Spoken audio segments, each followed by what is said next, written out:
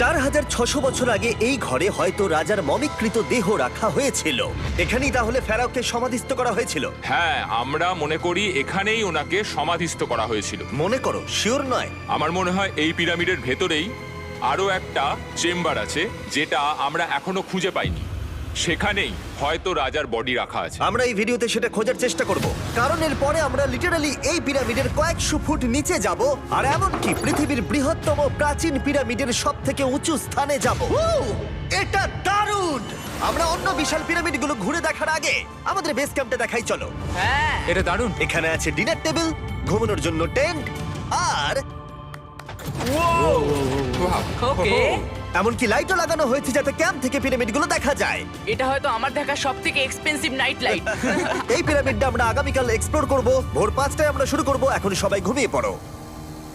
এই পিরামিডগুলো প্রাচীনকালে তৈরি হলেও প্রযুক্তির দিক থেকে এতটাই উন্নত ছিল যে কেউ কেউ এগুলোকে প্রাক মিশরীয় সভ্যতার দান বলে মনে করে, আবার কেউ কেউ এগুলোর পিছনে এলিয়েনের অদ্ভুত তথ্যও বলে। কিন্তু মিশরবিদরা নিশ্চিত যে এগুলো প্রথম মিশরীয়রা তাদের রাজাদের সমাধি হিসেবে তৈরি করেছিল। আর এই ভিডিওর শেষে আমরা খুঁজে বার করব কোন তত্ত্বটা হলো সঠিক। ঠিক আছে, তাহলে তোমরা রেডি আমাদের লিস্টের পরের পিরামিডটা এক্সপ্লোর করার জন্য? খাফরার পিরামিড। এই দৈত্যাকৃতি সৌধের বিশেষত্ব কি? আচ্ছা, ভালো করে দেখলে বুঝতে পারবে এই পিরামিডের কেসিংটা কিন্তু রয়ে গেছে, যেটা সবকটা পিরামিডেই কোনো এক সময় ছিল। তাহলে কি এগুলো এলিয়েন তৈরি করেছিল? না না, এলিয়েন নয়। আচ্ছা, রামি আমাদের পৃথিবী পৃষ্ঠ থেকে প্রায় 100 ফুট নিচে খাফরার পিরামিডের গভীরে নিয়ে গেল। এটা এমন একটা জায়গা যেখানে আধুনিক বিশ্বের খুব কম জনই গেছে। তাই সত্যি বলতে আমরা বুঝতেই পারছিলাম না যে এরপরে আমাদের জন্য কি অপেক্ষা করে আছে। প্রাচীন মিশরীয়রা কার্ডবোর্ড ব্যবহার করত। আমরা বিশ্বাস করি এটা দীর্ঘ সময়ের জন্য রাজা খাফরার সমাধিস্থল ছিল। আর এখন এখানে জিনিসপত্র রাখা হয়। দেখো, ওরা এই পিরামিডটাকে রিস্টোর করছে জিমি, ওদের জিনিসপত্র দরকার। তাহলে আসল সমাধিস্থল অন্য জায়গায়? হ্যাঁ, রামি আমাদের আসল সমাধিস্থলে নিয়ে গেল, যেখানে একসময় রাজা খাফরার মৃতদেহ রাখা ছিল। আমি একটা বড় সিলিং দেখতে পাচ্ছি। ভাই, আমরা কিন্তু পিরামিডের অনেকটা ভিতরে রয়েছি। আমরা পৌঁছে গেছি। এই হলো কিং খাফরার আসল সমাধিস্থল। আমার গোটা জীবনে আমি এমন জিনিস দেখিনি। এটা কি ভাই? এটা কি?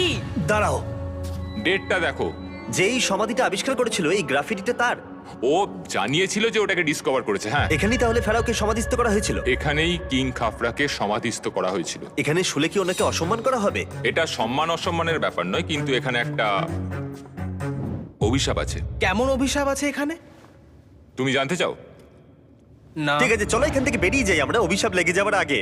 ও মাই গড, এই পিরামিডটা সত্যি অসাধারণ ছিল। এই পিরামিডটা আমাদের অনেক প্রশ্নেরই উত্তর দেয়নি, কিন্তু হয়তো পরের পিরামিডগুলো আমাদের